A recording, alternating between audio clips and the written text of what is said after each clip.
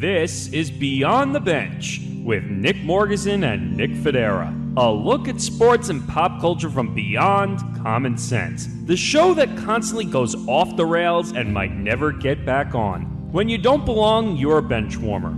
On this show, there's no riding the bench. This is Beyond the Bench on the Empty the Bench Podcast Network.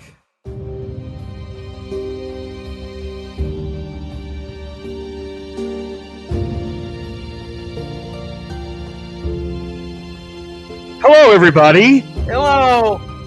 Welcome to Beyond the Bench. Welcome to episode 15. That's Nick Fodera. I'm Nick Morgasen. And if I can get through an episode without making comical errors trying to record this episode, I think we'll be okay. Every athlete has unforced errors, and, it happened to you. It happened to the best of us. Actually, go ask the Baseball Hall of Fame writers, but that's for Saturday. Yeah, that's for Saturday. Get ahead of ourselves here. But follow the show on social media, on Twitter, at Beyond the Bench 1. Follow us on Facebook, facebook.com/Beyond the Bench 1. And if you want to follow the Empty the Bench Podcast Network, it's at ETB Network. Also, follow us. He's at Nick Writes Words. I'm at Ed Morgasen Radio. And yes, Nick, we have a lot to get to, including another guest. We've been on fire. And this one is a good one. If you're a Long Island resident and you listen to the show, if you're in Suffolk County specifically, I think you may have heard of her. And if you like radio, because, that goes without saying for me, but radio is an interesting medium right now where it's kind of most people in the radio business are going to hate me for saying this, but it's true. It's declining and it's dying. I mean, now they're going to hate us. Am I wrong, though? No, but you know what? A lot of it has to do with, I'd hate to say it's about the music, but it's about overmanagement of everything, which actually leads us into a good segue for our first topic. Oh, good Lord. Okay. Taylor Swift slams Blur frontman Damon Albarn for saying, quote, she doesn't write her own songs. Okay, so I've been meaning to take a crack at this story since it broke. And what I'll say is this. He came out later and apologized to Taylor Swift after she handed him his ass on Twitter. Said it was taken out of context. Oh, so, after it happened, though. After it had happened, and we found out that those people who didn't read the article initially said, because not only did he say that, he doubled down when the journalist, when the person conducting the interview said, "Are you sure you mean that?" Which from a journalist perspective, it's like the journalist perspective of Clippy. I see you're trying to shoot yourself in the foot. Would you like me to help stop you? But you know what? You're talking about, and we talked about this in the last episode of Empty the Bench, where we talked about Hall of Fame votes. And we talked about it in general in our pre-show meetings for Empty the Bench. We're coming up on Saturday, we're going to talk about the Hall of Fame voting. The New York Post has 10 Hall of Fame votes, okay? That's a New York platform. Of course they're going to get more attention. Same thing here. And I forgot to put it in the headline, but this is an LA Times piece. Los Angeles platforms are going to get more attention than something in buttfuck Wisconsin. Now all the residents of buttfuck Wisconsin are coming after us. I'm just making the point that when you say something in a New York publication or a Los Angeles publication, it's going to get traction. But the thing is here, I mean, she doesn't write her own songs. I mean, she does. I mean, she has a part in it creatively. Well, I mean, she does more than a lot of her contemporaries do and did.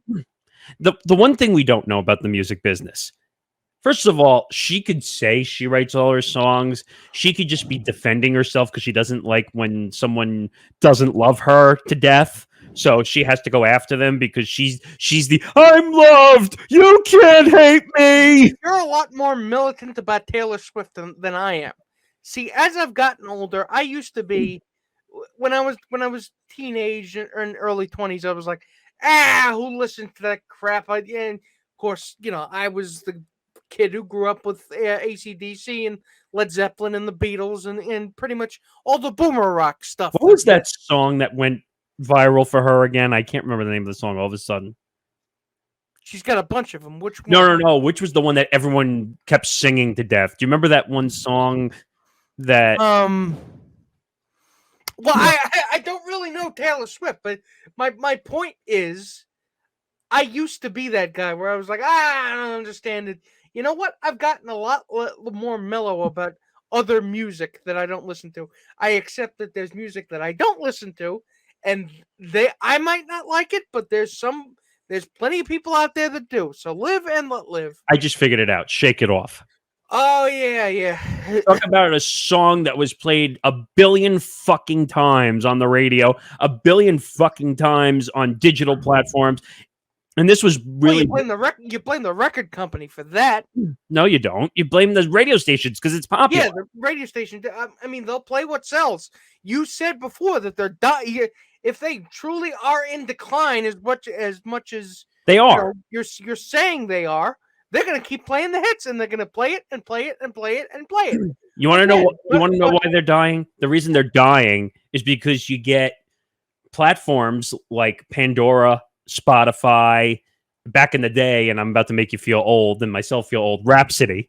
You want to go? Yeah, you want to go Napster. Back? Yeah, Napster, LimeWire. I'm just saying though. But now with Spotify and right. But now with Pandora and Spotify, and actually it's worse because Pandora hitched its tails to Sirius XM. So Sirius essentially owns them. So again, there's a lot of conglomeration, in radio, which again leads to a lot of. I mean, for somebody who didn't grow, who was not a pop star, I mean, Blur had a few hits. They had a few hits, and they were in the Britpop movement in the '90s. The same one that spawned Oasis. Blur was also very popular, but Damon Albarn, I mean, he's no pop star. I mean, he's never really been at the forefront of pop music, not popular music. Pop music. Do you understand what I'm saying? Yeah. No, I trust. Well, I know all about that. I grew up in the pop music era in the 90s when pop music actually was not stupid and ridiculous and only done for viral clicks. But I just look at the articles and I look at what he said. And Taylor Swift, who, by the way, never goes on Twitter, never goes on social media, actually tweeted about Albarn. And that unleashed the Swifties. The Swifties, the shitstorm of Swifties, which actually really should be on a t-shirt. But and he got so inundated with these people telling him to I don't know if they crossed over into death threats, but oh, they did. Okay, so that that they took it from a 5 to about a 15. They're Taylor Swift mega fans, which means they go to every concert. Well, not now because of COVID concerns, but they would go to every concert. They would do anything to get near her, take selfies, hold up signs. I would not. Which I understand you like Taylor Swift, but don't threaten to kill anybody. Don't threaten to kill somebody because you like Taylor Swift. You don't like what Damon Albarn did? You probably don't even know who Damon Albarn even is. I do, but most people don't. You do, and I do. I listen to some Blur. I listen to some Gorillaz, and he was also the main creative force behind Gorillaz. If for those of you don't know, but these are the things that. I really feel like he was stirring shit up just to stir shit up. Well, we don't know. That's the other problem still. Like, he was doing an interview. Was he looking to make news for himself? Like you said, maybe. Is he angry because today's musicians, today's top people in the music business don't have it as hard as people did back then? I could see that. I mean, I could see that, but you know what? I say it to him. I say to him the same thing I always say to myself. it's like there's crap on the radio, but there was crap on the radio 10 years ago, 20 years ago, 30 years ago, 40 years ago, 50 years ago. The stuff that topped the charts in those eras were not necessarily the stuff that stood the test of time. Right. And it doesn't help that Taylor Swift has 90 million followers. Yeah, it doesn't. But I'm not saying that, I can't really make a judgment about whether Taylor Swift is going to stand the test of time because, she's still in her early 30s. So, I mean, and you know what? And someone went after me because I posted a picture of Taylor Swift and Damon Albarn on Instagram, and I said I'm tired of this whole nonsense that Taylor Swift has to feel like has to be loved on a 24/7 basis. And someone who I knew for a long time that I went to school with, she said that, well, she can act however she wants. She's rich, and you and I are normal class people. So what? I understand the impulse, but this is a millionaire fighting with another millionaire. Do we really need to jump to the defense of people here? No, but I'm saying is, why should it matter? No, I'm talking from their perspective. No, I get it, but I'm just saying, like, that's the problem with the Taylor Swift mega fans. They think they'll go act however you want. I don't care. And you know what? You really, you can talk shit about him on Twitter. You definitly can. Believe me. That was bad. You can talk shit about him on Twitter, but you know what? Don't let it get you down, because you know what'll help you a lot? Sleeping on a giant pile of money. That's my point here. So Taylor Swift goes on social media and quote tweets, not him, because obviously he didn't tweet anything. She quote tweeted the Los Angeles Times tweet. It's like, don't shoot the messenger. And says, at Damon Albarn, I was such a big fan of yours. I love when people do this too, by the way, when she probably didn't even know who he was until she tweeted this out. I bet you she didn't even tweet that out. I mean, it was I don't want to say bitchy, but it was pointed enough where you could tell a PR lackey did not write that. Because it says, I was such a big fan of yours until I saw this. I write all of my own songs. Your hot take, by the way, is completely false and so damaging. You don't have to like my songs, but it's really fucked up to try and discredit my writing. Okay, I need to say one thing, okay? In the music business, it's all about opinion. That's all it's about. You either like the music or you don't. So for her to come out and basically say, first of all, making the accusation, I don't know if that's right or wrong. That's up to whatever someone is thinking. But for her to get mad over whether he likes the music or not, that's not her choice or her call to make. He's just being a grumpy middle-aged man. Well, he's in the music business. Yeah. Two wrongs don't make a right here. Okay. It's the music industry. Cynicism is their stock and trade. Everything always sucks all the time. You know what I think got her more upset though? Film Twitter. What got her more upset was when Damon Albarn, the lead for Blur, the frontman, was asked about Billie Eilish. He said, quote, I think she's exceptional. And then after that, the reporter asked about Taylor Swift, and that's when that quote came out. So clearly he's a fan of some, but not all. So it was just a very bizarre situation. Bless you. And I looked at, and this is what made me laugh a ton. So Taylor came out and tweeted something afterwards after she wrote that shitting on tweet of Albarn. Yeah. And she wrote, P.S. I wrote this tweet all by myself in case you were wondering. That's why I said a PR lackey did not write that. But you know what? I get that she's mad, but does she realize that she's got such a big following that anything she writes is going to be picked up by a tabloid? I mean, if she doesn't then, she sure does now. The tweet that she quote tweeted and wrote that thing on the LA Times, it was liked 710,000 times.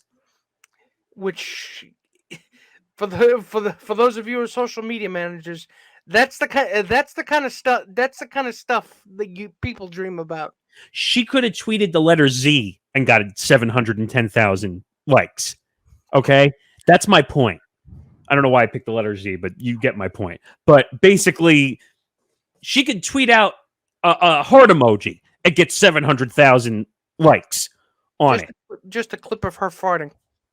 Well, okay, I don't know if you had to take it that far, but I'm just saying, if we're throwing out all the possibilities here. No, but then Albarn replied to the Swift tweet, so it wasn't enough. They had to go back and forth because, you know, 2 wrongs don't make a right and 3 rights make a left, so why not? So basically saying, and I love when people do this after they get caught in a shitstorm. He basically said, quote, the interviewer reduced it to clickbait. Which, again, I said, if you read the article, he said it and then he doubled down. What does that accomplish? He was just trying to save his own ass. And then the apology. Quote, I apologize unreservedly and unconditionally. The last thing I would want to do is discredit your songwriting. I hope you understand. Now, this, ladies and gentlemen, is what physicists refer to as the immutable property of fucking around and finding out. Well, wait a minute. Maybe it was calculated. Maybe, like you said earlier, he knew he would get all this attention, so maybe he did it anyway. Who the hell knows? Hey, maybe you could have seen a big jump in blur streams on Spotify. Speaking of which, oh yeah, you know what? We can do that now. Let's talk about Spotify. And what's interesting and unique about this story is Neil Young, excuse me, came out the other day and basically said, I don't like Joe Rogan. Hey, Spotify, pick between me and Joe Rogan. Yeah, so he basically said Joe Rogan is he's trafficking in COVID misinformation, and it's a bunch of BS, and you know it's either you deplatform him or you take my music off your platform. I could have told you right away. You can guess which one they picked. Well, before obviously we're saying it now and it's right there on the screen. But do I really have to tell you, working in this business for as long as I have, and that makes me sound like I've been in 20 years. I've been in 4 years, so I know, but I've been in New York Market One Radio. But you've seen enough. I've seen enough to understand how this business works, okay? In the place I used to work, we have the asshole mayor of the country who still has a radio program. Because, and I'm not going to mention where, because I'm tired of talking about it, but you get my point, Nick. Yeah. That if he still has a radio show. What makes you think that Spotify would get rid of Joe Rogan, whom they've invested $100 million in? There's a difference. Bring his podcast exclusively to Spotify and choose Neil Young instead. Well, there's a difference. Just in case people don't understand the difference, I'm going to explain the difference. Like you just said, Joe Rogan is a personal investment to Spotify. Yes, he's their nest egg. They're Neil Young, dumb nest egg. Neil Young is a licensee, essentially. Yeah, to Spotify. So, and he said it's something like 60% of his streaming income comes from Spotify. Then he's a jerk. It's not. I mean, I respect the man's convictions. I mean, this is a man who had polio when he was a kid. No, I get it. I think he's older than the vaccine, if I'm not mistaken. I think so. Don't get me wrong. Neil Young is one of the classic rock guys of all time. Okay. Yeah, I'm not even talking about his music. I'm not even talking about it. Talking about his music. That should go without saying. Believe me. But he was asking Spotify to call his bluff, and Spotify called his bluff. What you could have said instead was, take my music off. I'm not going to share a platform with him, which is valid. Yeah, but that's the same thing. They would have had to remove him anyway. They would have had to remove him anyway, but don't ask a question to which you already know the answer. I'm telling you right now, this is like if you, and you'll love this one, Ben Shapiro, who I used to talk about all the time. Well, can we remove this asshole from the airwaves and his podcast because he's always a smartass looking to pick fights with people? What do you think the answer to that is going to be? Fuck no. He makes more money for the syndicated that I used to run a syndicated radio show for, Westwood One, than most shows on the radio.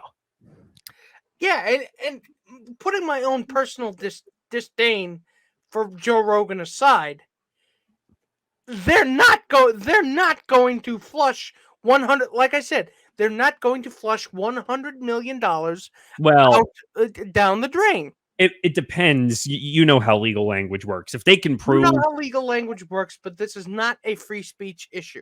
No, of course not. This is an opinion issue, to be quite honest. Yes, this is an opinion issue. So Spotify can do what it wants, and Neil Young has the right to pull his music. And by the way, he doesn't agree with the weirdo shit that Rogan does. Every fucking week it seems. But wait a minute. This is cut off your nose to spite your face territory here. At a certain point, Neil Young will end up selling his catalog because a lot of his contemporaries ended up doing that. Bob Dylan. Oh, you mean like Bruce Springsteen? Like Bruce Springsteen. Like I said, a lot. There's believe me, it's a huge payday, and it's more money than streaming royalties could ever give you. By the way, you notice the pattern of people who are selling their music are political hacks? I mean, I wouldn't call Bruce Springsteen a hack. He's backed it. Neil Young has backed it up, though. No, but Bruce is a political hack. Like he there's speculation, and I've heard this from people who went and seen his concert. He goes up on stage and does a political diatribe before basically playing his music, and he doesn't care. I mean, if you don't agree with him politically. No, but I don't want. Would you, if you pay a lot of money to go see Bruce Springsteen, do you really want to hear a political diatribe at the concert? I mean, I agree with him. So I mean, I wouldn't. I came here to hear you sing, but I'm not going to violently revolt against him. But no. Forget if you're on his side or not politically. Just the whole annoyance of having to listen to political fodder. Well, considering the amount of money that you spend to go see Bruce Springsteen, you better be making with the songs before. You better be making with the songs and then speechify afterwards. I mean, the funny part is, like, when I went to go see Billy Joel at Madison Square Garden, those tickets were a fuckload expensive. Can you? I'm glad he doesn't do politics at his concerts. Because he realizes how much these people paid, and then he came to give him a show. You come here to hear me sing, and that's what I'm gonna do. Now here's Piano Man. He gives 10 times the show anybody gives when you go to see him in person. It's crazy. But at this point, Neil Young has always been a guy. He's always been political, and there's nothing wrong with that. But you know what? He has always had an issue with he's had an issue with the music industry for God, I don't know how long. Longer than I've been alive. You know who else has an issue politically? Rolling Stones. Yeah, they do. Because they literally have gone out to social media. I've seen this before. Yay, we don't care if you pay for our tickets. Well, whoever's left of them. I don't know who's left of them at this point. Ouch. But, well, no, that's not an insult. Like, aren't they all dying off? I mean, unfortunately. So, I don't know. I'm not a big concert goer to begin with. I've never been a big fan of being in public crowds and being near drunk assholes who are going to scream. That's not. But I don't know. This whole story is stupid, in my opinion. And just to put a bow on it, I mean, Neil, I love you, dude, but really, did you think that Did you think that money wasn't going to talk in this case? And also, you really think Neil cares? He probably made enough money. Yeah, he's made enough money. So to him, this was probably not a slap in the face. This was the principle of the thing. So he'll go off and make another 7 albums with Crazy Horse. So now you know what this'll end up being material for his next 3 albums, and all of them going to be called "Fuck Joe Rogan." Oh, so basically, he's going to Taylor Swift himself. He's petty like that. He always has been. By the way, that's something I criticize about her. That's something I criticize about any musician who basically, when you date every male musician, popularity type, and then you break up with them and turn it into music. Oh, God. There's a great Family Guy episode. Do you remember with Taylor Swift and Chris dating Taylor Swift? Yeah. And then that she just did it for the sake of making music out of it? Yeah. They proved a good point with that episode, actually. But speaking of bones to pick, now Nick has no idea what this is about. Yeah, I saw this on the story sheet, and I was like, "What?" So I have a bone to pick with Streamyard, okay? And just so people know, this is the platform we're on right now, Streamyard. That's how we record the shows. That's how, excuse me, that's how we do the streams, live streams for all the other shows. It works better for what we do. Right. So I was producing and recording someone else's show. I'm not going to say just because I don't want attention on that and everything. And I was using the private chat.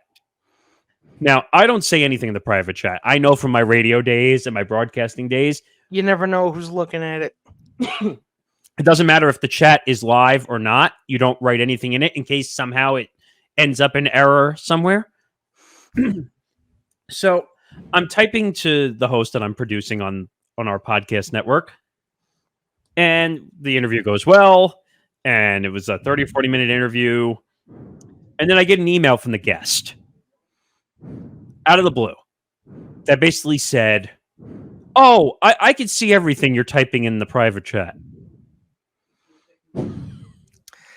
So, why? Was there anything? No, hell no. I don't type anything in the private. All I was typing in the private chat was to let the host know how much time you have, how I think he's great, he was energetic, whatever. All things a producer would say. So therefore, what was it? What was the email? What did the email say? That's all it said. It said, "Oh, I saw. I could see everything you were writing in the chat," making me feel like I wrote something in there that I wasn't supposed to, which never happened. It's kind of like the end of The Wizard of Oz when they pull back the curtain and there's the old man. And the worst part is, pay no attention to the old man behind the curtain. We're not in Never Never Land anymore. So I go back to StreamYard because the logs of the private chat are supposed to be saved. And then I go in there. The private chat logs are gone. So now I'm enraged in a lot of ways. So I go and I contact StreamYard on the help platform. And basically I get one of the typical people. "Hi, Nick. How can we help you today?"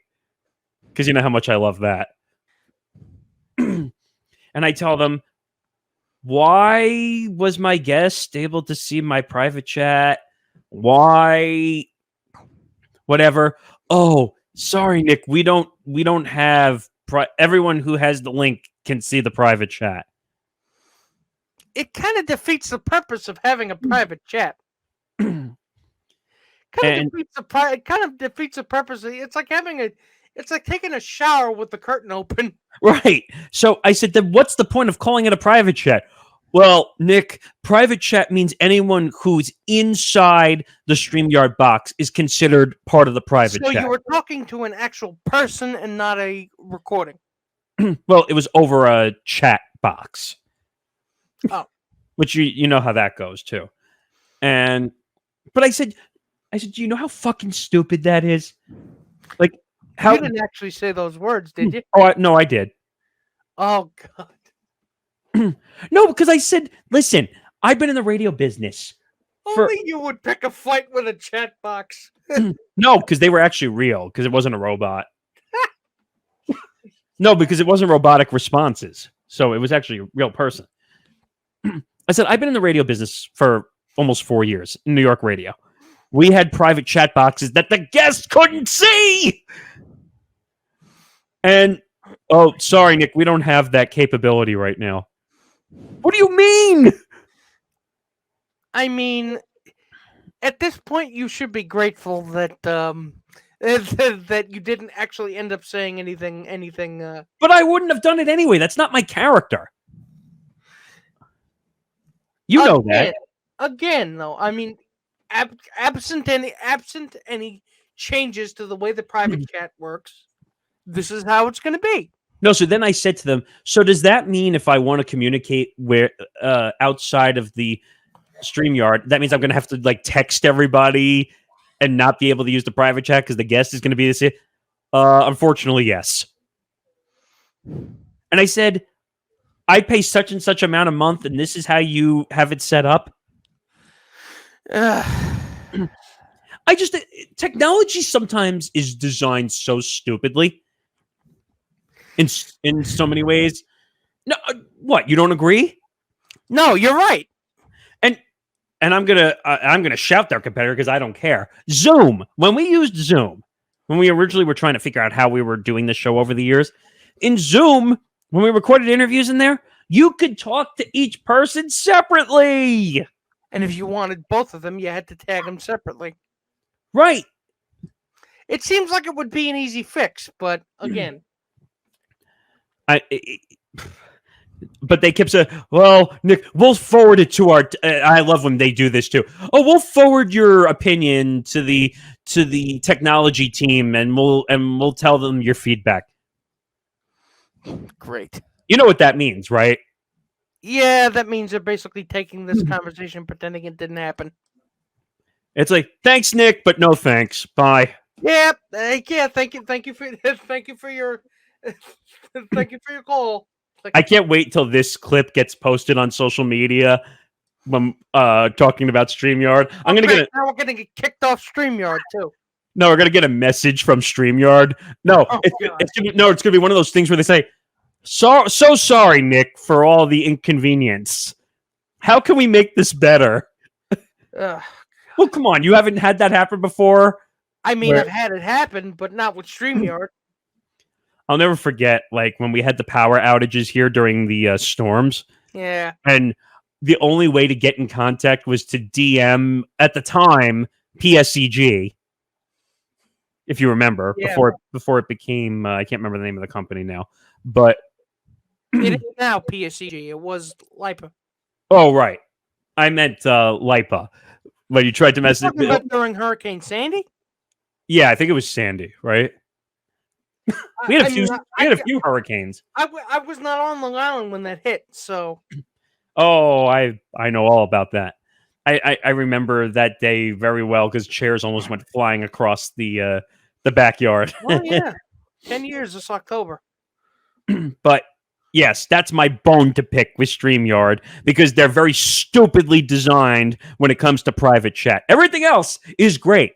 I can put in all the titles, all the logos, everything you see here on the screen, but private chat is a 0. Moving on. But before I think we have one more topic here, and I think you'll like this one, Nick. This one's different. Dallas Mavericks owner Mark Cuban opens online pharmacy offering prescription drugs. Which is ostensibly a good thing. I mean, you shouldn't have to rely on the kindness of a billionaire in order to be able to do these things because, I mean, things that you need to live should be free, right? You would think. You would think, but again, this screwed up country we live in, we have to depend on the owner of the Dallas Mavericks, who likes talking shit to the refs, to give us free prescription drugs and free colonoscopies. I think he wants to do too. Well, it's interesting. So, excuse me. It says that their strategy behind offering lower prices to consumers is to, quote, bypass middlemen and outrageous markups, according to a press release by the Mark Cuban Cost Plus Drug Company. Eek. Which is true, because the markup for a lot of drugs, considering how much it costs to make them, is absurd. Obscene, really. It says in a press release, the company pointed out medications on its site that offer significant savings. I don't know how to say this. Imatinib? Is that how you say it? Imatinib. A drug used to treat leukemia, has a retail price of $9,657 per month and a price of $120 per month with a voucher, whereas Mark's company offers it for $47 per month. Again, it's a good thing that Mark Cuban did, but you know what? This really needs to start up the conversation about maybe these things should be free.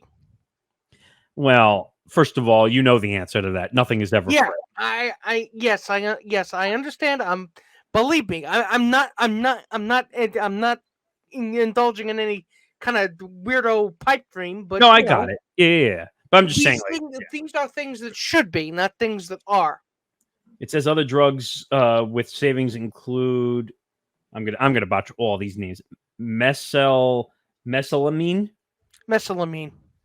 An ulcerative colitis treatment, and cocaine, I think is how it is, a gout treatment, according to his company as well. The company's goal is to bring transparency to the drug pricing market and show consumers the wholesale price, behind a drug. More specifically, eliminating the fee paid to pharmacists. Which, if you can do that for all kinds of drugs, antidepressants, anything you need. Antidepressants, insulin, or even stuff insurance might not even pay for, like orthotics. Well, that's the sick thing. Aftermarket, canes, walkers, wheelchairs. You know what's so sick now these days? Like when we were younger, everything was covered by insurance. Now, when you walk around every day now, most things, like you now have doctors' offices who are refusing to take certain insurances. And you can't go to certain doctors because of the insurance company, because of they're not part of the insurance network, if I believe that is the proper parlance. Yeah, that's it. And it's just funny, because I seen it happen to people. Well, do you take my nope, the doctor decided they're refusing to take that insurance. They're out of network. That's my favorite term, out of network, which is an excuse for I don't want fucking TV station. No, but that's the excuse of I don't want to do the work to accommodate somebody. Which the doctor's saying, you work for me, dance monkey. Right. Well, doctors that make hundreds of millions of dollars. I don't blame the doctors, though. I blame the insurance company. No, but I'm saying the doctors that make but the doctors make the choice that they don't want to take in certain insurances. Sometimes they have to make these choices if they want to be able to stay in. But again, it's the privatization of things that should not be for profit. Not everything should be for profit. Medicine, including, is one of them. Medicine is tough. I mean, we're going through that whole situation right now with COVID, where they're trying to figure out COVID pills. Look at how easy it was for the federal government to guarantee that you wouldn't have to pay a cent to get any of the vaccines, or pay a cent to get any of the. Actually, no, I'm wrong about the pills. And the the other thing. No, the pills are covered by all insurance, I think they said. The tests are COVID tests. No, but they said no, right. But they said you can put them through your insurance. You can put them through your insurance, but your insurance. What's the name of the one that they made the website for that Biden bought 500 million tests for? Binax. I think that's all covered by insurance, every insurance. Yeah. So. And I think the pill is covered by all insurances, if I'm not mistaken. Because we're in the middle of a fucking viral pandemic. These are obvious slam dunk things that would, not only win you political favor, but save lives, and you won't do it. It's true. And unfortunately, I think lately And it's not that, believe me, and let me reiterate. Let me rephrase. It's not that you can't do it, it's that you won't do it. Well, I was going to say medical companies, like, they have to kind of ride a fine line because they're doing everything they can to get the tests out, to get the COVID pills out, but they have to remain in business too. You can't just completely take their legs out. But that's my thing there. You should be able to. This should not be a business in which profit is the motive. But then how do they stay in business then? Well, if the healthcare was free or paid for through taxes, like every other country in the world does. You're talking about the Michael Moore effect, essentially. I'm not even. No. I'm saying if you saw that movie, he goes to I know. Cuba, I think. Not even, but you don't even have to use Cuba as an example. I mean, no. I'm just saying. Other country does it. No. I'm saying that started that movement, kind of. I know, but I know what you mean. Canada does it. Britain, everybody does it except us. I know it's weird how sometimes, like I said, it's a good thing that Mark. Just to bring it full circle, it's a good thing that Mark Cuban does it, but we shouldn't have had to rely on him to do this. Agreed, because why? Because people, and why do you think the billionaires get mad all the time now when they say, well, they're going after us constantly? Well, this is part of the reason, because they feel like they sometimes have to do the work the government doesn't do. Right? I don't know. I'm glad he's doing something good with his money as opposed to blowing it all, but yep, it's one of those odd things. All right, so we got through all the stories. Now comes the fun part. So our guest joining us this week, Dana Parisi, and actually she goes by Dana MJ Parisi. That was her name. MJ was her nickname on the radio. Is joining us next when we're done here. Now, if you are a radio listener in general, whether it's Long Island or in general around this great country, you will enjoy this conversation. This is talking all about how Dana got in the business, how basically the business went from one change to another. She actually lives in Staten Island, and now and she traveled to Babylon on Long Island to do her shifts. Can you imagine that? I mean, that takes some dedication. And then she talked about how she made her way into New York. She started out in sales and PR for Clear Channel, which we all know as iHeart. So she's got the credentials, and thank God we were able to talk to her. So seriously, shout out to Dana for helping us. And also, the one big thing I want you to pay attention to is she was part of the big Cox Media Cuts that happened last year. So that wound is a little raw for her. It happened September 23rd, 2021. We're talking about fairly recent. Yeah. And she didn't deserve it. The hundreds of people that got cut didn't deserve it. But unfortunately, the way the radio business is going, and I said it before, and I know Nick cringed a little bit when I said it, but I'll say it again. Because of the way Pandora and Spotify are taking over the music business, there's no longer a need to listen to music radio anymore. Do you know what I mean? Yep. So it's a great interview. I spent an hour talking to her. That originally was supposed to be a short conversation. The conversation was so good, I let it go double the time. Okay? So you sit back, be entertained. We also talked about how she was on Love Connection. You'll love that one too. So take it away, Dana. Take it away. We'll come right back and we'll wrap this all up for you. Joining me now on Beyond the Bench, this is a great New York music radio host, at least was. We'll talk about that. Her name is Dana Parisi. She was a WBLI morning radio host. Very entertaining if you had the chance to listen to her. Dana, thank you for joining me. Thank you for asking me to be on. I haven't, like you said, previous on-air personality, so I haven't really done this in a while, and I'm really excited.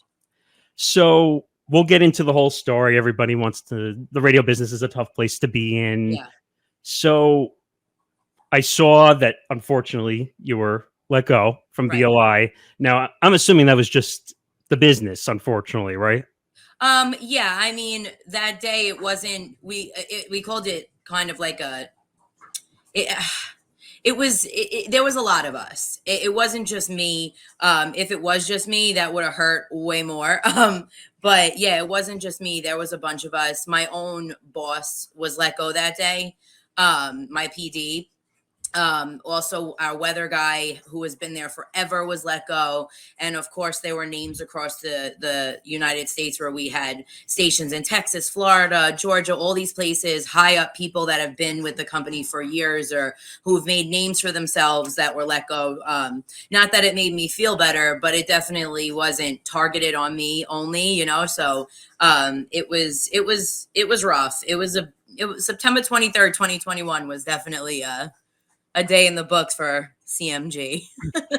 No, I totally understand. And like I told you before we started, I've been in the radio business. You've been in the radio business, both in New York, tough markets. So if things are not going right, things don't always work out. Right. And I watched your Instagram video when you made the announcement. And I actually thought it was good, honest, and to the point, because some people in the radio business are not always honest and upfront. And sometimes they lie when they say things. And one quote I pulled out of that, it's not personal. Don't get mad at anybody. Yeah. So, I had reached out earlier that day to my boss at the time. And I said, listen, I've been on the air there for about almost 7 years now. And we had listeners that I've never met face to face, but I talk to these people every morning. Like they called in religiously. I could name them off right now. And there were people that didn't call, but they listened to us every day. They were part of my day and I was part of their day. And, when your routine is thrown off, you want to know why. And I just felt I owed it to people who listened to me, who gave me the opportunity to do what I love to do since I was, that I've wanted to do since I was little. If they didn't listen to me, I wouldn't be able to do that. So I felt like I owed them something, because I know when I used to listen to radio, if one of the DJs just vanished, you'd be like, what the hell? Like they're part of my day. Now my day is off, it's like, what do I do? It's weird. It's weird that I was a part of the stranger's day, but I just felt like I remember that feeling. And I just felt that they needed to know in a respectful manner. Of course, I was upset. Of course, I was angry because this is something that I've worked towards since I was 15 years old and it was taken away like that. And I had no idea it was my last show. So that was really the worst part of it. But they just needed a little bit of I'm okay. Don't be mad at them. This just happens. It's corporate America. People get laid off all the time. And it was only a matter of time before in this industry I got laid off. So you could say that I made it in radio. No, I totally agree because this business is probably one of the more volatile businesses out there. It's not for the weak, I'll tell you that much. Now, you talked about from age 15. What got you into radio? Was there a certain thing? Were you listening to the radio and said, I had the aha moment? What was it? Well, when I was 5, I'll never forget this. I was driving over, I wasn't driving. My dad was driving over the outer bridge in Jersey. And I was singing a Mariah Carey song. I knew every word to every song on the radio when I was little. And my dad said to my mom, she's going to work in music one day. And to me, it was like, whatever. I was 5. I just heard it. I didn't really think of anything, And as I got older, I, went through that phase where I wanted to be Britney Spears and I wanted to be a singer, but I was not a singer. I tried playing trumpet. I tried playing drums. I tried playing piano. I am not an instrumental person. So I was obsessed with pop culture. I loved reading magazines. I loved, watching MTV and VH1 and all these things when they actually played artists and stuff. And when I found out, when I got old enough to realize, like, wow, people get paid to talk about this. Like, that's what I want to do. If I can't sing it, I can't play it, I can't write it. I want to at least be surrounded by it.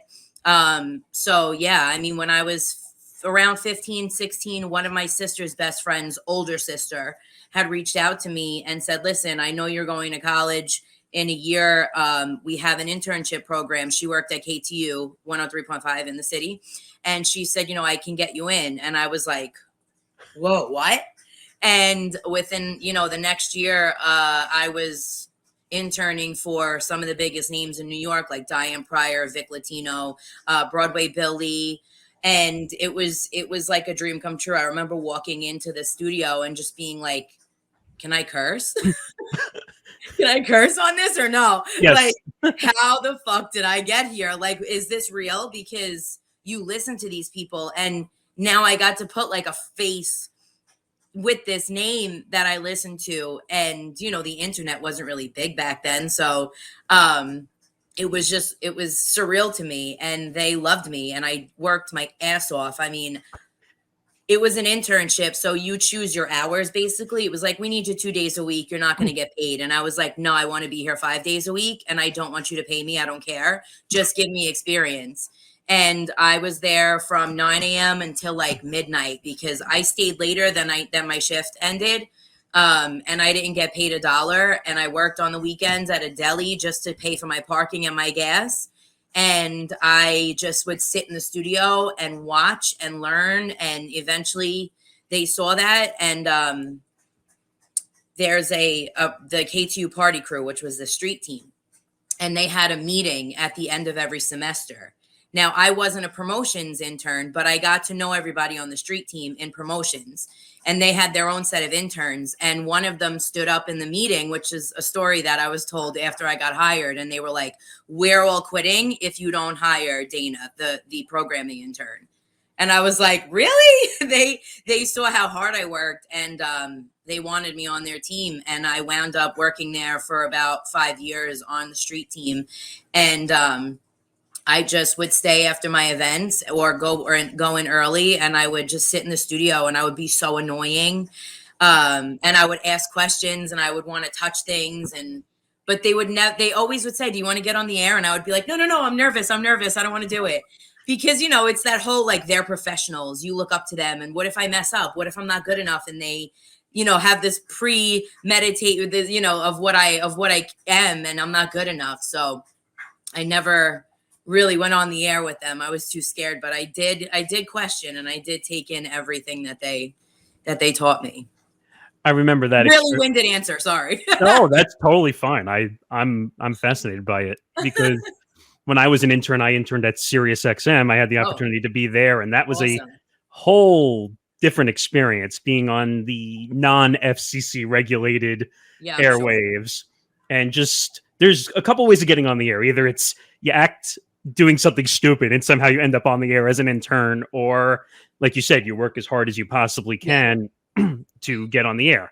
So there's a bunch of different ways to get in the radio business, and don't be discouraged by it if if it doesn't happen after the first couple of years. Oh yeah. Yeah. What was I going to say? It took me. Yeah. I got that internship in 2000, I think 3 or 4, I forgot. But I wasn't on the air until 2012 or 13, so it took me a while. It's amazing how radio has changed because, like, when you're doing local morning radio, now they're taking shows like where you worked at Clear Channel, now iHeart. They're now tracking a lot of things and replacing a lot of local radio. So what are your thoughts on a lot of local radio disappearing for the Elvis Durans taking over? I'm so glad you're asking this. I hate it. I think that it is the demise of radio. I think that it is the worst thing for people like me and yourself, who worked in radio, and now I'm out of work on the beach, they say, which is, I don't know why that's the term in radio. This is not, I'm relaxed as hell, but I'm also stressed the fuck out because I need a paycheck. But at the same time, it's like, you have all of these people that are so talented and have worked so hard, and you're taking the talent that you have already in-house and firing half of them so that they could save money. And I get it. This is corporate America. They're trying to save pennies and taking this one person who they're paying one salary to do 6 shows, and they're saving themselves 5 salaries off of that one person doing 6 shows. You know what I mean? So they're taking away opportunity for other people to save dollars. And like I said, I get it. But at the end of the day, morality kicks in to me. And it's like, well, what about the people that have worked for this? Not that that person that is doing those 6 shows didn't work for it. They have, but they're also probably being underpaid. They're not making the salary that they should for 6 shows. That's not an easy task. I mean, it's crazy because and from another company, Odyssey, which was taking shows like Kane and Corey and putting them on in 7 or 8 markets. Right. It's great for them because they're being heard everywhere. So, it's a positive for the person that stays, but like I said, they're not getting paid probably what they deserve. But at the end of the day, it's like, well, it's just, there's so many talented people out there that are just not getting the opportunity that they deserve. They're just not getting, nobody's even looking at us. They're not even trying to listen to us because that's another $60,000, $70,000, $80,000 that they'd have to spend. Why would they when there's so much technology now on top of Spotify, Apple Music, Pandora, all these places, YouTube, where you can find the song that you want to listen to at the drop of a dime. And this new generation, I feel like, I don't know how old you are. I'm going to be 36. I'm 28. Yeah. Okay. So I feel like your generation, you're on the cusp. You're with me, but you're also on the cusp of the younger. This generation is so, I want it now, instant gratification, where I would sit in front of my radio and wait for an NSYNC song to come on the top 9 at 9 on Z100. I remember those days. You know, and I couldn't get that song in the drop of a dime unless I went out and bought the CD. So, if you are somebody who's really tech savvy and somebody who's really into Instagram, TikTok, where you can find all these new trends and all these new songs on these trends, you're going to find it. You have so many means to, and radio is just not, these kids don't need to they don't need to listen to the radio for their news. They don't need to listen to the radio for the weather. We can get it right here in an instant, Yep. So that's really, there's 2 things that are killing local radio: the internet and the smartphone. And the fact that these corporate companies want to save every single penny because they're letting go of local talent and they're soundtracking people from other states. And that's that. Unfortunately, and no disrespect to this name I'm about to say, but Ryan Seacrest shouldn't be on the radio doing a syndicated show he's on TV and I get it, but I feel like, and from Third thing that kills radio, celebrities. You're right. I forgot about that. Because unfortunately, and this is what I've heard on the inside of the business, that his show is basically show prepped every morning. Basically, so meaning like that they have these like morning prep packages that they use. Like they're not really doing actual prep. You think he's doing prep? No, hell no. Come on, he shows. I'm pretty sure he's voice tracked. They built a studio, I think, for him under the ABC television studios, essentially. It's in his house. And that's what I'm saying. Like, no disrespect, but the man has 50 million jobs. You're going to kill somebody else's local radio dreams so he can have another job? I actually say that all the time, that celebrities, I can't believe I forgot that. There are 3 things.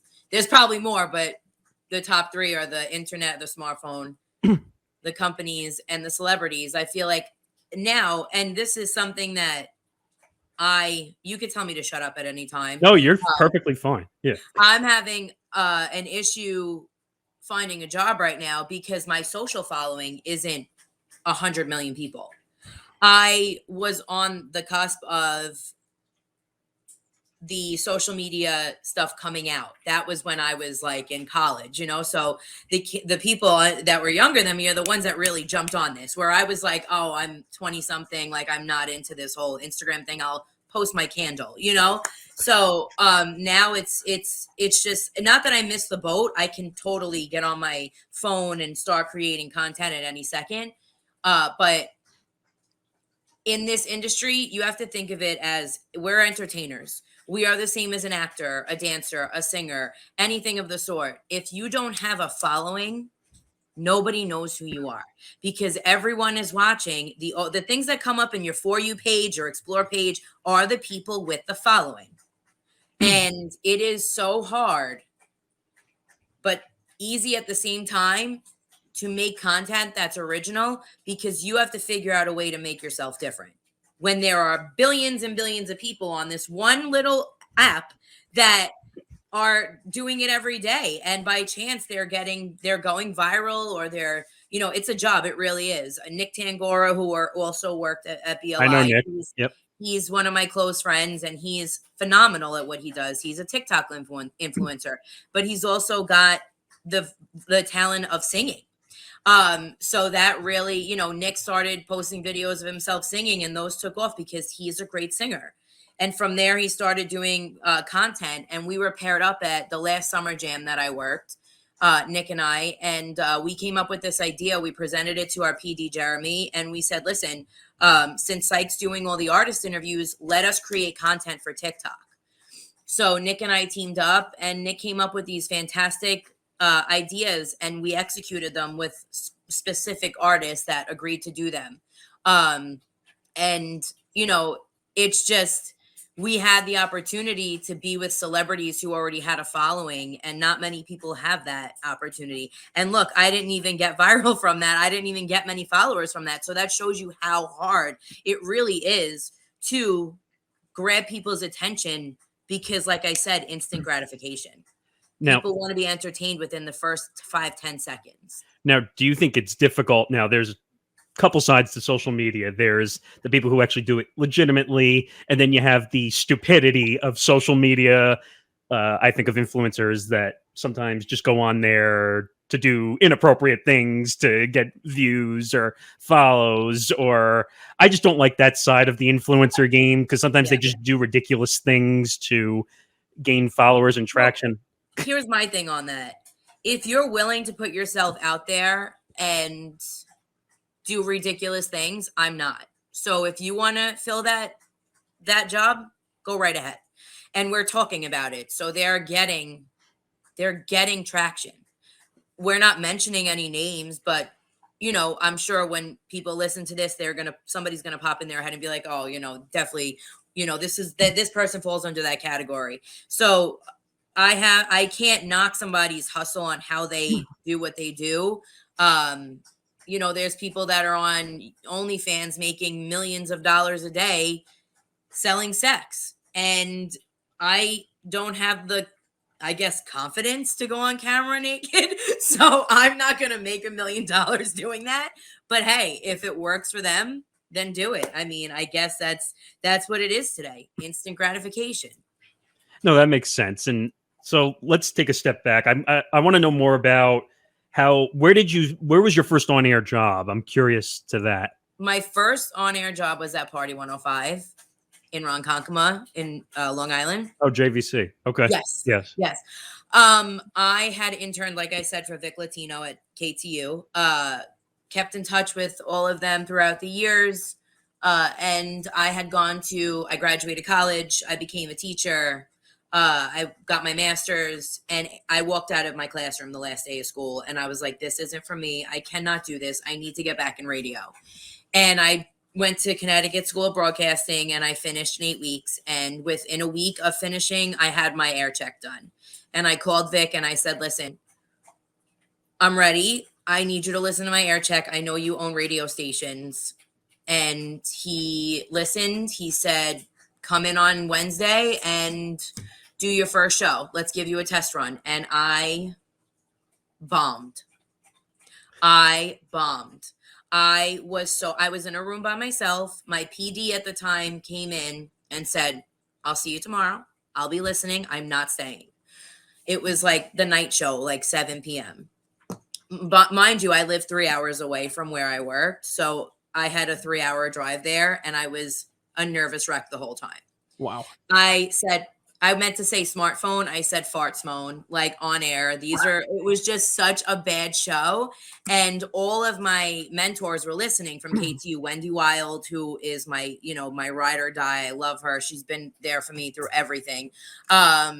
She was listening and she was like, I hear it. Just calm down. Like, this is what you do. You've been doing this since you were a teenager. Stop overthinking. And they called me the next day and they said, listen, you were really nervous. Just come back. Try it again. There's something in you. We know it's there. We just got to get it out. And I did it and I got the job and I worked there for about 2 years. And then, I wound up at BLI next. No, and I can relate to that story. I mean, not from an on-air perspective, more from a producer perspective. I basically was put in a position in an emergency to run a syndicated radio show from the board op side, 250 radio stations carrying the show. And I totally screwed up an entire net feed break, which basically threw 250 stations off the air. Nobody knows. So I can relate in that. And I tell everybody who listens and says radio is just pushing buttons. It's not. I love when people say, I could do what you do. Oh, can you? So do it. Please do it. I want you to prep a show for 5 hours, making sure that you grab the attention of everybody in the first few seconds and make people call because they're driving, they're cooking, they're taking their kids to soccer practice. In order for them to pick this up, they have to be intrigued. Right. That's it. And that's the hardest part. 2% of your listeners call. 2%. I said, you do what I do. You make 250 radio stations, make sure they stay on the air. You have no time for error. That's what nobody realizes. There is no room for error. You are live, you are on, and that is it. So when you started at BLI, you obviously weren't in mornings when you started. You started at night, I did, right? Yeah. So can you take me through that trajectory going from night to morning, how that worked out? Sure.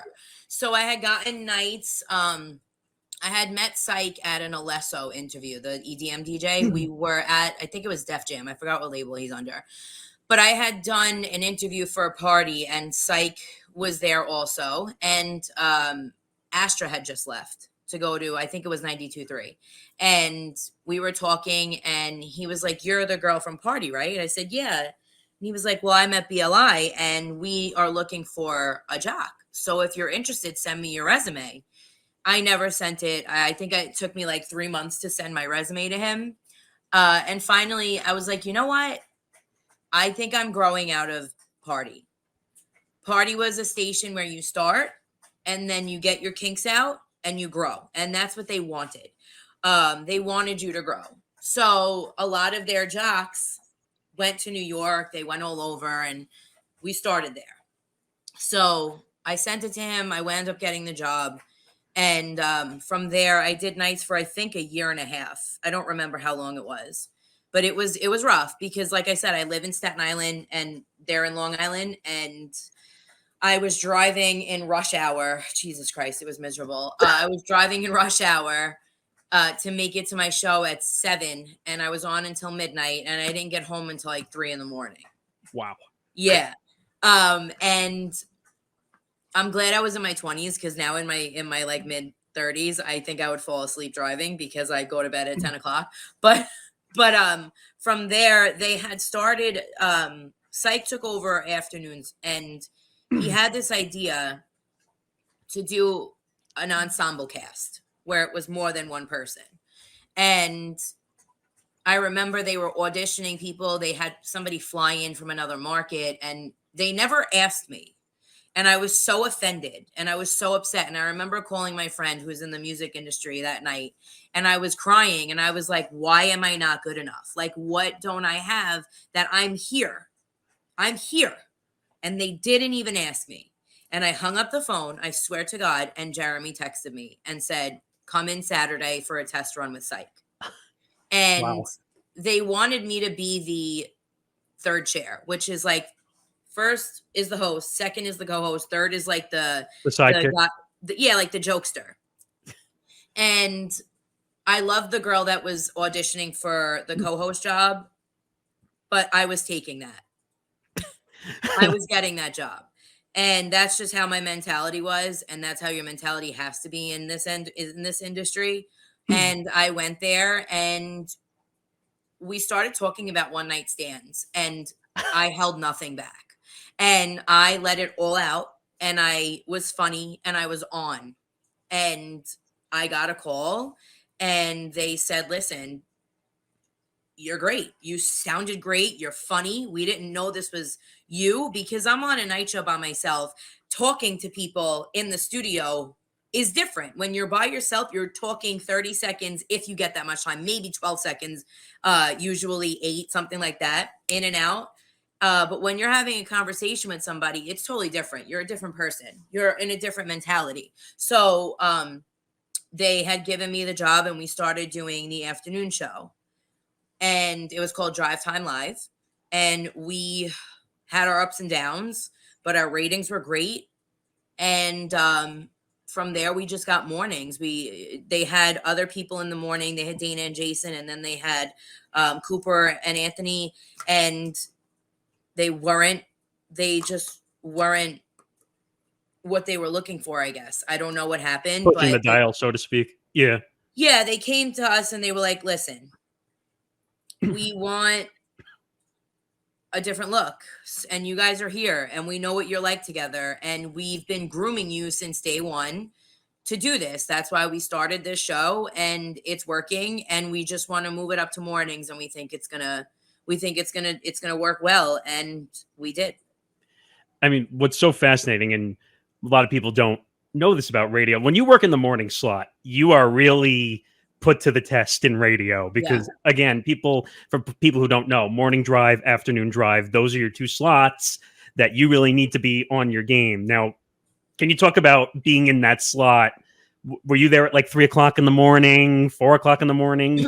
Well, Syke would get there super early. Syke was the nerves of the show, and I was the chill, relaxed one, which always got us into arguments. But it was, I would get there, I would leave my house, like, I still live in Staten Island, so I would leave my house at 3 a.m. and I would get there around 5, and we would go on at 5:30.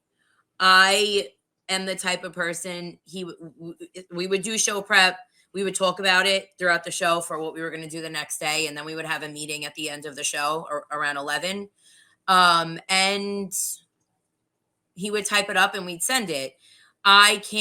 This is how I work. I can't prep myself on what I'm going to say. So I would literally look at show prep and know what was coming, but I would never prep my responses. So I would do my entertainment stories the night before, and I'd let everybody else know what I was doing. I'd send an email, and we go in and we would just do it. And that's just how it was. Like, I didn't need to be there 3 hours before. I'm not that person that can sit there and prep for hours, because by the time we get on the air, I'm mentally drained, because that's just how I work. I work better under pressure. I work better when people are like, hey, catch this. You know what I mean? What are you going to say? I'm throwing this at you. Metaphorically, like, he wasn't throwing things at me. He was, but it was just, I work better. My wit kicks in when I can't think about it. More natural ability, because if you're on the spot thinking, I do this with interviews all the time. For the most part, I might make a sheet, but I'm not going to write down every question, because I feel like it's not natural to talk to somebody. Right. You sound like a robot if you're planning every question out. And that's the thing. Listeners know. Like, listeners, they're not stupid. Just because they're not in radio, they're humans, They know when you're acting. They know when things aren't real. They know when you're mad. They know when you're having a bad day. And you don't have to say it. They just know, because they know you. And it's the weirdest thing, like I said, because I don't know them. I don't know them personally. I don't know what they look like, but they knew me, and they knew if I was upset. They knew everything. So when you're fake and you're not being honest, or you're not being yourself, it's sensed, and that is terrible radio. I mean, now obviously we were in 2 different genres. I was in political talk radio, you were in music radio, but I used to tell people when I was producing, I would say, hey, if you're just going to be fake, you might as well not be on the air today. Yeah, right. You're not an actor. In a sense, you are an actor, because when you're having a bad day, and I would get reprimanded for this all the time. if you're having a bad day, you can't. And I would come on and my emotions you would know if I was mad. You would know if I was just not in the mood. And listen, I love my job. We have a great job. We have a job that is so fun and so different. We're not punching numbers behind a computer in a cubicle. And I get that, but we still have bad days, you know? And in a sense, we're not allowed to, because your emotions go through the speakers. But also whenever my bosses would tell me, you're in a bad mood, I hear it, stop. It would be like, you're right. I have to snap out of it, because I'm trying to bring these people up. They're going to work. They're miserable. They don't want to be driving in the snow at 5:30 in the morning and leaving their kids with the babysitter to take them to school. I get it. And I have to be the reason why they're in a slightly better mood. But at the same time, there's people that were pissed off that wanted to hear somebody else like, damn, I hate today. I hate today. It's okay to hate today. Yeah, I think that's honesty. If you're not going to be honest on the radio, then I tell people all the time who come to me and say, well, I want to be on the air. Well, I tell them, if you're not going to be honest, then there's the door, walk out. Right. Like, because I dealt with this in management all the time where they got mad at me for being angry behind the board producing. And I'm like, I'm not on the air. Why are you getting mad at me? If I'm going to have a bad day, just let me have a bad day. As long as I can do my job, let me do it and be okay. Right. Deal with everything afterwards. I also saw your segments, like your little podcast segments also that you did for BLI, those little interviews you did, which I thought were great too. I think you were onto something. I saw the Selena Gomez one, which I thought was great. Was that your idea? Was that an idea by the station? Who came up with those little interview ideas? That was my idea. The interviews are really dicey. Syke was the guy that did interviews, and I would fight to be on a lot of them. A lot of the times, these labels didn't want more people there. My bosses, felt it was just too much to have two people. And my thing was, well, I'm also part of the morning show. I deserve at least 5 minutes with these people. So I came up with, why can't I think of the name right now? First, it was Breaking Backstage. And then it was, well, I saw here you have, real. Keeping it real with MJ. Yeah.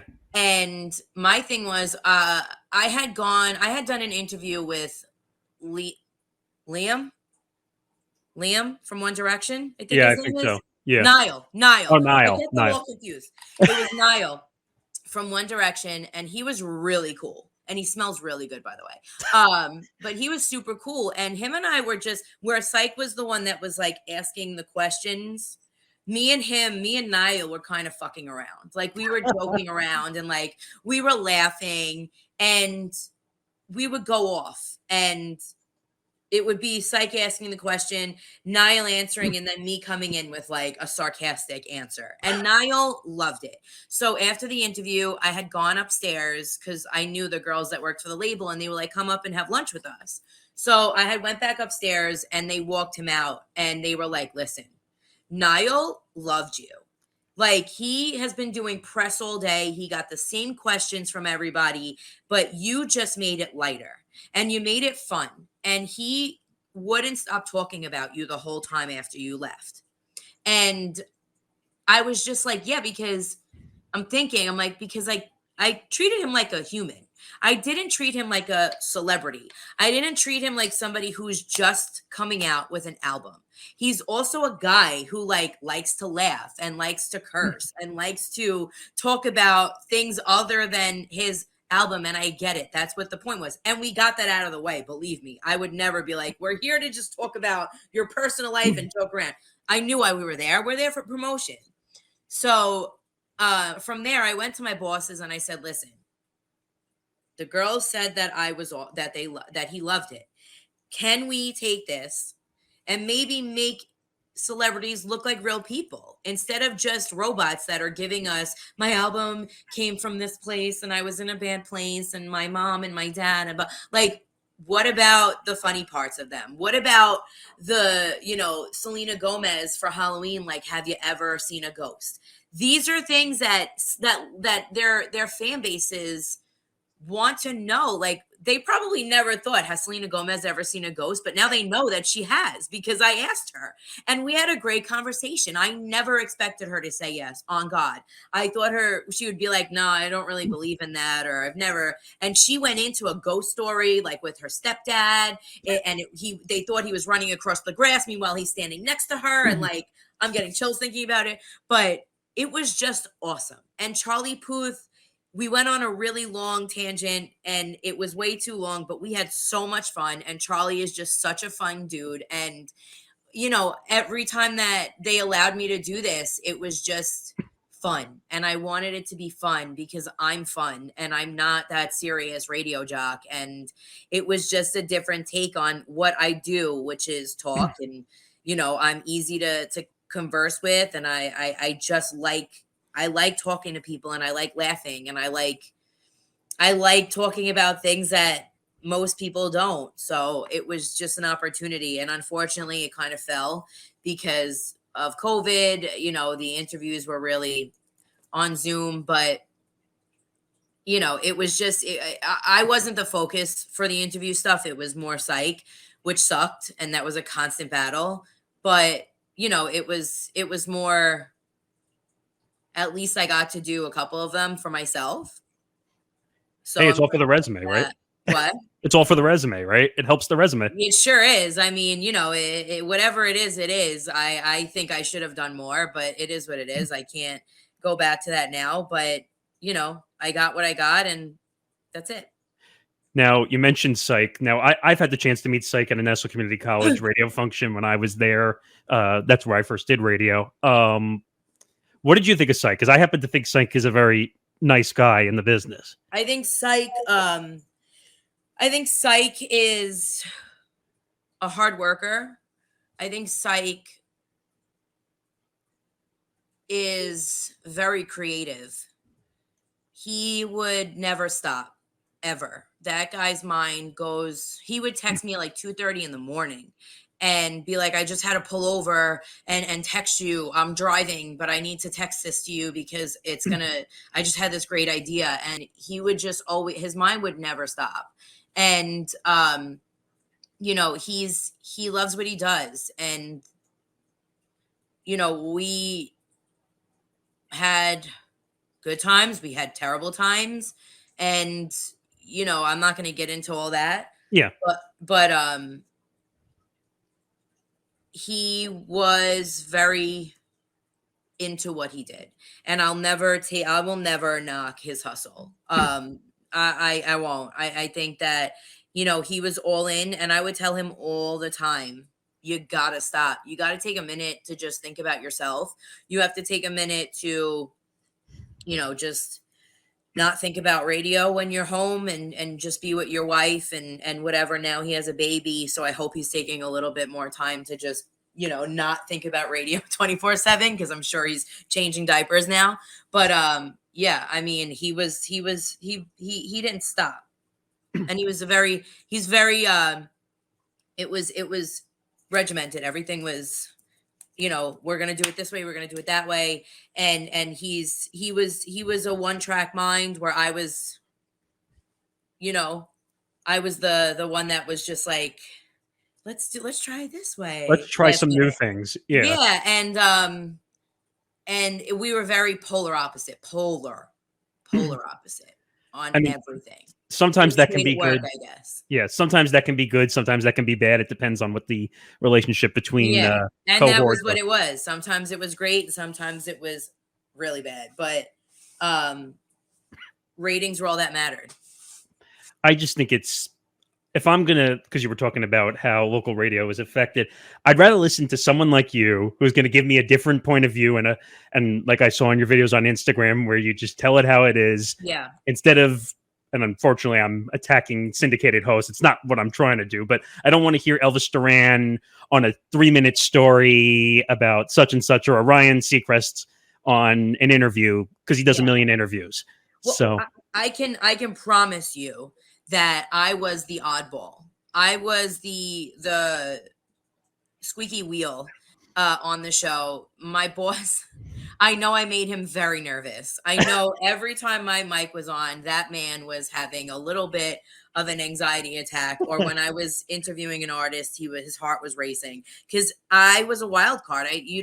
I don't even know what's going to come out of my mouth next. I have to be honest. It just flies out, and after it comes out, I'm like, that was either really funny or I'm going to get in trouble for that. So I know that there was a lot of times where Jeremy or Nancy were like, what's she going to do next? What's she going to say? So at least they had Syke to rely on, where they knew he was going to be steady and not vanilla, but like they knew what he was going to come out with. It was never like we have to worry about what he's going to say. It was me that they were worried about. And you know what? I don't regret it. I don't regret it being that person.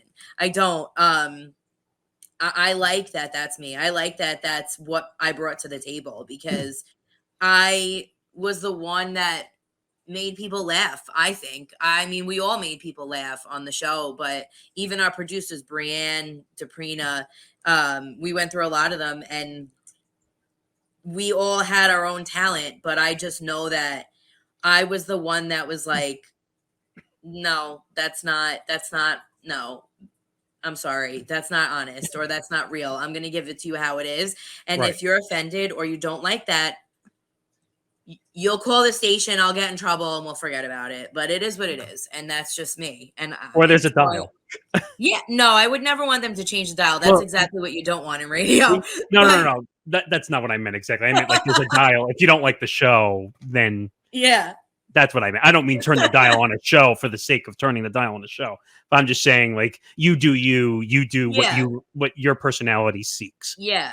So it's the only way that I can be. I mean, even in regular conversation, I offend my friends and family all the time. I don't mean to do it, but they're just like, did you really just, and I'm like, yeah, that's honest. Like, you want my opinion. I'm not going to lie to you, I can't help it. It's just me.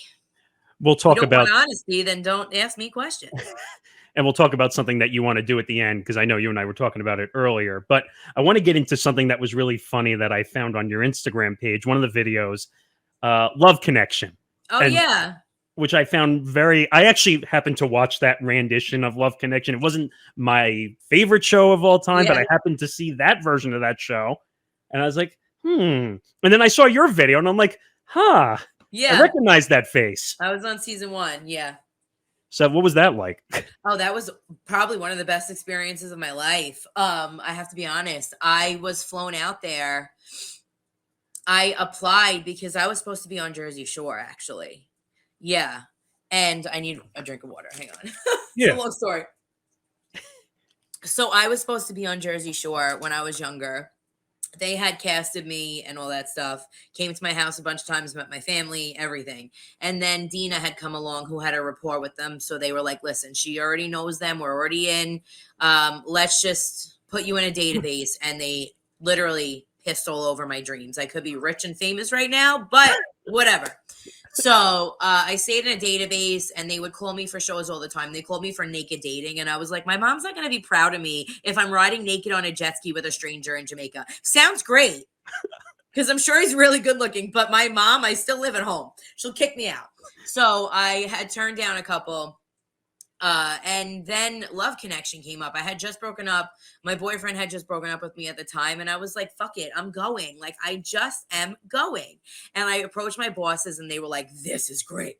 This is amazing. So I went through this whole casting process. You had to get STD tested, because who knows? Yeah, you have to go through a psych test. I mean, I had to meet with people on Zoom like fucking 20 times, like, and they kept asking the same questions. What kind of guys do you like? What are you into? What's your hobbies? Blah, blah, blah, blah. And I get there, and I land in LA by myself. I've never flown alone. I get to LA, and I instantly start bawling in my hotel room. And I'm like, what am I doing flying across the country to meet a stranger? This is where I'm at. Now, I'm also going through a breakup, so I'm like miserable. I'm like, I flew across the United States to meet a guy. Like, what has he done to me? Who am I?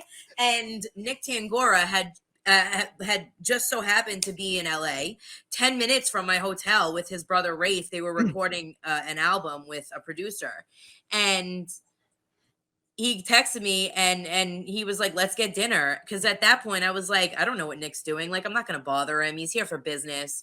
And we went out to dinner and we had so much fun. And we just like, I went back to the producer's house with them and we just chilled in the yard, this beautiful yard. And I got to see like a real recording studio and I listened to some of Nick's music and I felt like such a cool person. And then, the next day I went on my date and he was not what I expected. And I was so mad because they asked me a million times what kind of guys I liked. Whatever. I see him and I realize I'm here for comedy. I turn that shit on right away. And we were sequestered.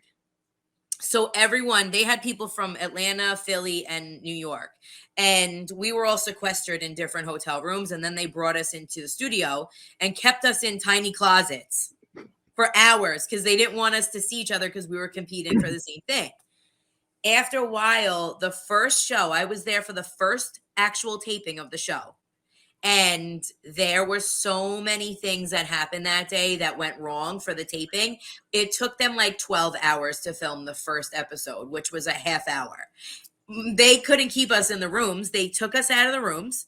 We all came out like the munchkins in the Wizard of Oz, like looking around like, are we allowed to talk to each other? And of course, me being the person I am, I started being myself and I was loud and I was cursing and I was joking. And within 5 minutes, everyone was just friends. We were like a group of people that we had, it was like we knew each other. And that night we didn't film. They pushed our filming back. So I got to stay an extra few days and we all went out to a club and we were like, we're the cast of Love Connection. And they would walk us in with tables as if we were somebody. We were nobodies. This show is nothing. But we just used that card. We played it and it worked. And we had so much fun. And even the guy, Jim, that I went on the date with, we were not compatible physically, sexually, relationship-wise. But we still talk, man. We still fucking talk. And he is so cool. And he just broke up with his girlfriend and he's so sad. But, we keep in touch and he's a really good guy. So if anybody's looking for a boyfriend, let me know. He's a really good guy. I just thought that spoke your personality to a T, doing that type of thing. It was really great. Yeah. Behind this, I was drunk too. They got me drunk to do that. It was like 11 in the morning. They started giving me wine at like 9. I was like, really? Really? And I had on like a tan skirt and they would put like bibs on us because we had our hair and makeup done. And they didn't want us to get any wine or beer on us before taping because we didn't have, they picked out our outfits and that was it. And I'm sitting here with red wine like for breakfast? Okay. And now you want me to go on national television? Sure. All right. This is what you want. This is what you'll get. That's wow. So, I learned something about a dating show that I haven't and really it's all fake. I'll tell you that much. Yeah, really. No, it's not fake. The date was real. The other thing I wanted to ask you about, which I thought was great, was the exercise videos on Instagram. I think that's great. I think what you do is awesome. Can you talk a little bit about those? Because I thought those were really cool. Yeah, sure. When I started working from home, March 13th, I think it was, they locked down the world. I had came in contact with somebody who had it. So my bosses were like, don't come near us. Just stay home. And that wound up forever. I never went back. A lot of things happened in between. Like, my mom had come down with breast cancer during the pandemic. She's fine. But it was like, listen, I can't come in because now she's going through shit. And like, I don't want to. And this, then they started not letting people back. And then they were going to. And I had been home on this couch. I would broadcast from my bedroom because that's where I got the best Wi-Fi. I would walk in the kitchen, eat, and sit on the couch. Go back to the kitchen and eat, sit back on the couch, and I gained 100 pounds. So last year, I had like a mental breakdown on my birthday because nothing fit. And my sister threw me this surprise birthday. Well, it wasn't a surprise, but she sprung it on me like the night before and was like, everybody's coming over tomorrow and it's the summer and we're giving you a backyard party and you have to get dressed. And I was like, fuck, nothing fits because I've been in pajamas for the last year and a half. So from there, it was like, well, now that I'm wearing 8 pairs of Spanx in 95-degree weather, I think it's time to do something. So I went to a gym with my friend on a whim. She was like, we get the first session free. It's my cousin's friend, whatever. I went there and hated it. I was like, I'm never walking in here again. Fuck this place. And I was like 300 pounds. And the trainer called me and was like, are you going to come back? I was like, well, now you put me on the spot, I guess so. So I went back and I cried, and he got on the floor with me and he was like, I know you're new here, but I'm not going to let you stop. So either you're going to, you're going to do this with me and we're going to do this together, or you're going to quit and you're going to be miserable. And I wound up signing up with him, and I've been there since. And in this gym I never thought I'd be at. And I am down 90 pounds, and I changed my diet. I changed my mentality. It's the only thing presently, because I have no job, that is consistent in my life. And if I gave that up, I think I'd go crazy. So, yeah. No, that's great. Have you ever thought the easiest thing I've ever done? I got to be honest. No, that's great. Have you ever thought about doing that from an influencer base, maybe doing those type of videos, since you seem like you do good with those videos? I have a friend that's on a very known podcast, and he keeps telling me that I should. He said, it's something that people struggle with, and you were there a year ago, and you're, by no means am I perfect at this point. I still have a really long road ahead. But you should really do that. And I don't know if it's something that I would want to do. I don't know if I know enough about it. I know that your weight and how you look can really fuck with your mental health. I know that. And I know that there are people where I was last year that are just, they're not dating. They're not having sex. They're not putting themselves out there, because they're not even going out with their friends because they just don't think they deserve to feel, to get dressed up and go out. So I don't know if I'm somebody that people would look at and be like, wow, she knows her stuff, because I'm still not perfect. I've thought about it. I don't know. I don't know. You think I should? I think you do good videos. That's why that came to my mind, that I think you'd be good at doing it. What was the other? Oh, 2 more questions, and then I'll let you go. I appreciate all the time you gave. I'm giving you long-winded answers, and I'm sorry if I'm taking. No, this is great. I look like we talked about this earlier on. That I told you, man, it's been a while. I'd rather have long forms that are unique and interesting than sitting down sometimes with a celebrity that only gives you 2 minutes. Yeah. Just because you get a big name, it doesn't mean it's the most interesting interview that you've ever done. So, is there a dream job that you would like to try and get to? Is there a station you want to go to, or do you want to do something digitally? What's the dream? Right now, I think, and I don't want to knock anybody's dreams of being a radio, but radio is different. And listen, I had a long run in it, and I love it. And I have a bank full of fantastic memories, and I have this pride in the fact that I did something that not many people do, which is chase a dream that people told them was impossible. And I did it. My parents told me it's never going to happen. My family, my friends, like, you're crazy. Just keep your job as a teacher. And I fucking did it. Like, I went from an intern to a morning show host, and I didn't have to move to, the middle of nowhere. I did it right here. And granted, it wasn't New York City, but it was close enough. And I had this thing in my head when I was younger that I have to get to Z100. I have to be at Z100. And after a while, listen, if they called me tomorrow and they were like, we want you, don't bet your ass, I'm fucking running. And at the same time, it's like, I've been in radio so long that if it didn't happen again for me, I'd be okay with that. I am grateful for the time that I got, even if it was just this span of whatever, how many years. But I have to talk to people. I cannot be somebody that doesn't speak to people.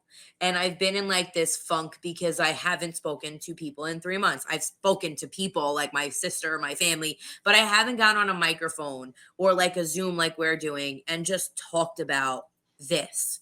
And this is what I love. And it was taken away from me in a second. So I don't know if I necessarily want to do radio again. If it never happened, I'd be okay. If somebody called me and said, we want you, and they were in New York or, something like a major market, I'm in. But I really, really want to do a successful podcast. And it's not for money. It's not for fame. It's not for, the sponsorships or whatever. I just want to talk about shit I like to talk about. And I want to be able to say what I want to say without somebody texting me like, what are you saying? Or why did you say that? Or you offended a listener. If you don't like a podcast, you don't have to follow them. And you don't have to like their stuff on TikTok or Instagram or wherever they are. You don't have to. And that's the thing about podcasting is that it's so broad. And there's no rules right now. It's just free range, and it's you're targeting a demographic and you're talking to those people and you don't really care about the outsiders. And that's not offending anybody. It's just like, you don't care about what I'm talking about, and I don't care that you don't care. So if you want to join in on this conversation, by all means, come in. If you don't, stay the fuck away, because we're going to talk about, we're going to talk about sex. We're going to talk about this. We're going to talk about that. And if that's not something you want to hear, you don't have to, because there's 8 billion other podcasts out there. So that's really what I want to be my own boss. I don't want to work for corporate America anymore, where I'm making money for a chain of people who the top guy is already a billionaire and he doesn't even know my name. And unfortunately, as Americans, we have to succumb to corporate America and just to survive. And I want to break that mold for myself. It's weird because when we both learned radio, I'm sure they said to us, oh, FCC regulations this, and make sure you follow these rules, and make sure you play your legal IDs at the top of the hour. Make sure legal IDs. I mean, and I laugh when people say, do you remember the day of legal IDs? Yes, I do. Unfortunately, I do. And now with the podcast world, just click a record button or a live stream button and go. Yep. That's it. That's it. So believe me, I know there's more to it. I know you prepped for this. You said you watched my Instagram, and I respect that you're doing this, because I told you in the beginning, like when we were recording, I want to start and I have everything. I just don't know where to start. So I respect that you are doing it, because I feel like there's so many aspects that I'm just like overthinking, because that's what I am. I'm an overthinker. Hey, you know what? In our business, it's all about creativity. I don't think of it as overthinking. I think of it as just being as creative as possible. Yeah, I guess so. If you want to, now you're trying to just make me feel better. No, I did. That's what I tell everybody. And that's why when I used to listen to you on the morning show, which I did a lot, that I liked you because you were outside the box. I didn't get the enemy of radio was cookie cutter radio is what I used to call it. What am I going to get at 15, 30, 45? And I used to hate that. Just don't follow format. Just what I would tell my bosses, I'd be like, I don't want to sound cookie cutter. Let me try this. Let me see this. Why are you upset that I said this? We are getting to vanilla. Like, if I felt it, I said it. And top 40 pop radio can really turn into vanilla, cookie cutter real quick. So, I tried to take those celebrity stories and make them a little juicier as much as I could with the FCC breathing down my neck. Oh, forget it. In political radio, it was worse. If you saw it on that side, you would see how many times we were. Political radio would hate me. They'd hate me. They'd be like, will you shut up? Stop that was the worst part. No, because I'd be sitting there. I hated politics. That was my job. And I'd be asked my opinion. What do you think? I don't really give a shit. Thank you. Yeah. Well, my opinion is different. And shut up. We don't want your opinion then. But Dana, no, this was really fun. And I appreciate you spending time with me and getting to put a name to a face. That was fun too. So thank you so much. I had a great time. I missed this. Welcome back to episode 15 of Beyond the Bench. Nick Fodera, Nick Morgasen. That great interview with Dana MJ Parisi, who was a former morning show host for WBLI out here on Long Island. Unfortunately, part of the Cox Media Cuts, the many Cox Media Cuts that took place. But she's talented enough where she'll end up right on her feet. And actually, there could be a little rabbit in my hat, so to speak. Let's not put the cart before the horse here, folks. But like I said, just thanks again to Dana for showing up. It was candid. For talking to him. It was candid. It was honest. It was a conversation that I enjoy a lot. Sometimes Nick and Tom will sometimes look at me funny when these conversations happen. Yeah, but you know they make for good content. So that's what we do. Well, that'll be on demand on YouTube. You can go back and watch it. So make sure you go watch it as well. But for Nick Fodera, I'm Nick Morgasen. Follow the show on social media at Beyond the Bench 1 on Facebook, Twitter, and we're not on Instagram. I don't know how that didn't happen. Whatever. We're old geezers, not on Instagram. Yeah, get off my lawn. But as I said, Nick Fodera, Nick Morgasen. We will see you next week for episode 16. Good night, everybody. Good night, everybody. See you back on the bench.